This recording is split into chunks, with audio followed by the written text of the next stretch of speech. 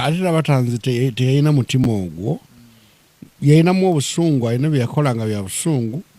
Naye omutima guno ogw'okunsiba teyagwina nnyo. Naye balina engeri ndowooza gye bakwataganamu ne kalooya kaabwe. Bbawa omuyimbi Vinka akwatiddwa ku nsonga ezigambibwa nti yeenyigidde mu kumenya ennyumba olunaku olwaleero. Amawulire agenguletedde olunaku olwaleero era nga ne Lwasa alina byeyogedde ku nsonga kiki ekyamukwasa, yayigiramu ki n'ensonga bwezityo. N'aboyogera ne ku Diana Nabatanzi era n'agamba nti ayinza oba teyalina mutima agubanga gumusiba, naye somehow ayinza okuba nga yakolagana ne kalooya akagamba nti Lwasa ono mumenyi w'amateeka era asaana kugenda yeebakeko eruzira. Bigambo bya Lwasa ngenda kubanga mbikuwa mu maaso naye nga nkujjukiza video eno gimpere like ate subscribing oba oliawo osobola okuba nga tutambulira ddala wamu buli lunaku buli dakiika yennyini oba nga gwe omukwasiko okuba nga balaba video zaffe. Nkujjukiza atambula ne bannaffe banno nga batuusa mijozi okuva wali ebweru w'eggwanga yonna timu gyewagira. Abakulu bano bangambye nti abantu bagambe tusobola okuba nga tukuleetera brand new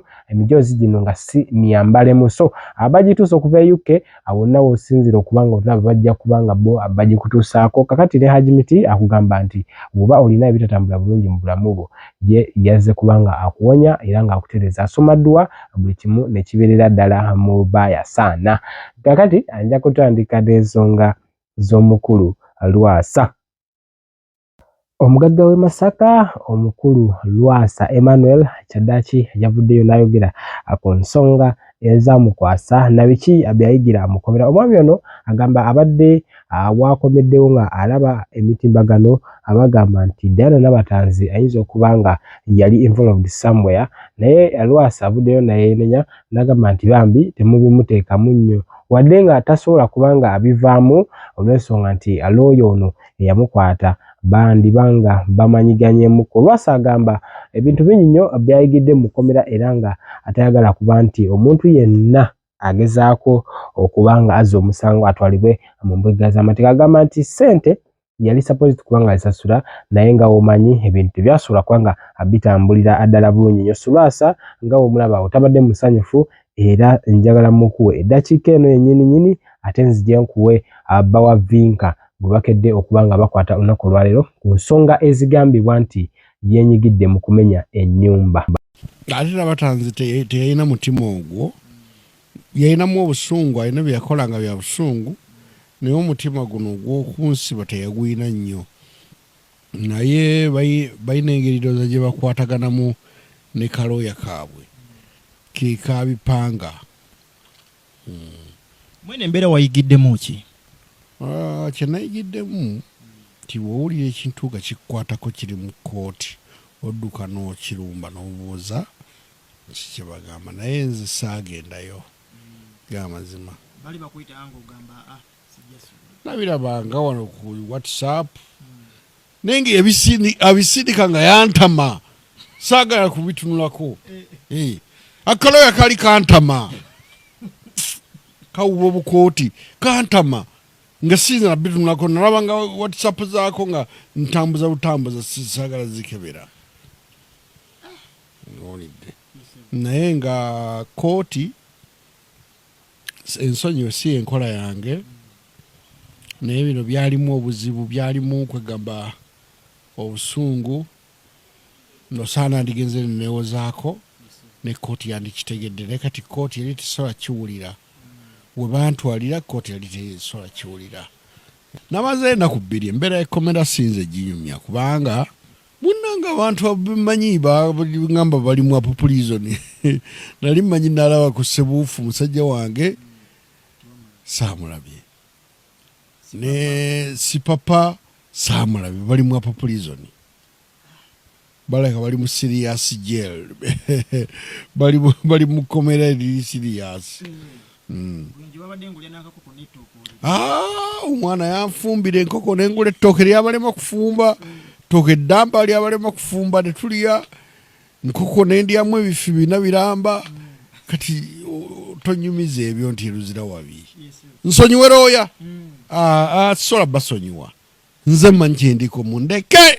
Oza gwozanya n'okozanya nzisobola kusonyiwa muntu ansiruwalirako bw'atyo bandibadde bandeka nemba mu mirembe gyange n'erinnya kiri yakoze yaswadde buswazi osiba otya Lwasa kati yafunye erinnya kyoyo kati goyinza okumuwa omulimu tamanyi abakulu bamanyi mayembe awo wuliriza balekera okuswaza erinnya lyange mbu Lwasa yasinza akasimu simu kijina eno si yesimu jana jankutte oba gye mbadde nkwata ennaku zino zonna kadde kisinze ddi mugyetegereze yiino mweyasinza akasimu bweyaaye mu kitundu nekiramiriza nno esimu gye yakuttemu n'agisingemu kitundu. Olunaku olwaleero amawulire ngafunye akumakya nti omwami amanyiddwako nga Nelson oba Nelly nga Vinka bwamuyita oyo bbaawe era nga balina n'omwana ow'obuwala. Omukulu ono akigambibwa wali asaidize n'alya bamusanze mu kikomera ky'omuntu omu era nga abadde ne banne babiri. Omwami golabaawo wakati ye Nelly agwenjogerako ye bbawa Vinka era nga baakyala wali mu mwaka gwa 2020. Tuze tutambula era nga ababiri bano badde bagezaako kuba nga beeraga omukwano naye nga mbu omukulu kigambibwa bamusanze n'ebizibiti era ebimu ku ebyo okubaddeko ekyango ekiganda ekikongoliro ekikuuta ebigere n'ekikuuta sapatu olujjo lwe basiriramu emmumbwa omukeeka gwa kyaki ebikooyi ebyabadde biwanikiddwa ku waya olweyo lwa mukonzikonzi akaveera akabadde mu kilo 2 eza mukene akatebe mwasajjute Nelly ne banne bakusimbibwa mu kkooti mu maaso g'omulamuzi olunaku olwaleero babitebye wa gye babadde batwala ebintu bino. Ensonga zino tetunaba kumanya nnyo azivudde ku ki naye nga okusinziira ku Raymond Solfa afunye inside information naddala ku bintu ebyo ebigambibwa nti omukulu ono bye yabadde agenza okunyagula. Amawulire agavaayoko mu mwaka gwa 2021 nga guggwako nga kigambibwa nti omwami wa Vinka ono yali yenyigidde mu bintu by'okufera wabula nga tumumanyi nga omusajja bulooka ow'amamotoka n'amayumba naye amawulire bwe gaba nga gatandise okuba nga geetooloolera ku nsonga z'obubbi oba oliawo Vinka mukazi wattu erinnya lye somehow lijja kuba livaayo mu bubi ate ekyojja okwongera brand ye okuba nga kigikakanya kakati ensonga eno tugenda kwongera ogigoberera